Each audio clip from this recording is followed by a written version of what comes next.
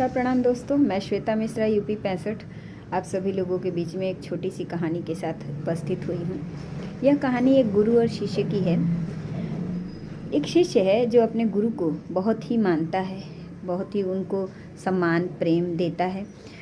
तो उसको अपने गुरु से मिले बहुत दिन हुए थे, तो वो अपने गुरु के पास जाने के लिए तैयार होता है और जाना शुरू करता है। तो जब जाता है तो रास्ते में नदी पड़ती है, जो नदी गुरु से मिलने के लिए बाधक बनती है, क्योंकि जब नदी पार करेगा तभी उस पार वो अपने गुरु के पास पहुँचेगा।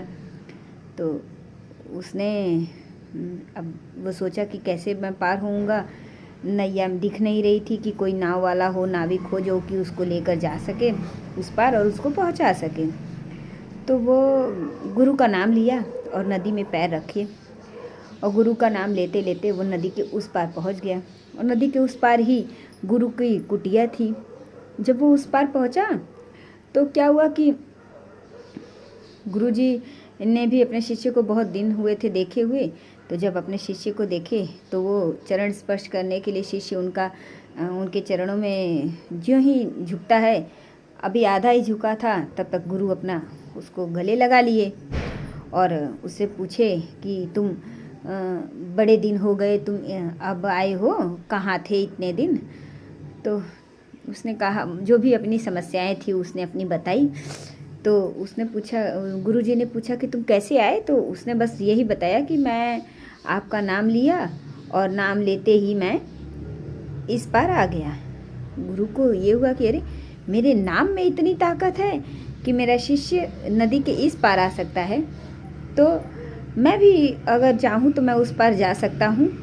और गुरु को अहम हो गया। गुरुजी आए नदी के पास और मैं कहकर, मतलब मैं का मतलब कि खुद के लिए कहना, अपना नाम लेना, मैं और वो अपना जो नदी में पैर रखते हैं वो डूबने लगते हैं और मरणोपरांत हो जाते हैं। तो इससे, इस कहानी से यह तात्पर्य होता है कि अहम कभी भी नहीं करना चाहिए। अगर अहम करेंगे तो इंसान जल्दी ख़त्म हो जाता है। ये उसकी अहमता होने के कारण अहंकार कभी नहीं करना चाहिए, प्रेम और भाव से जीना चाहिए। यही इस कहानी का तात्पर्य था। फिर मिलते हैं एक नई कहानी के साथ। तब तक के लिए नमस्ते प्रणाम।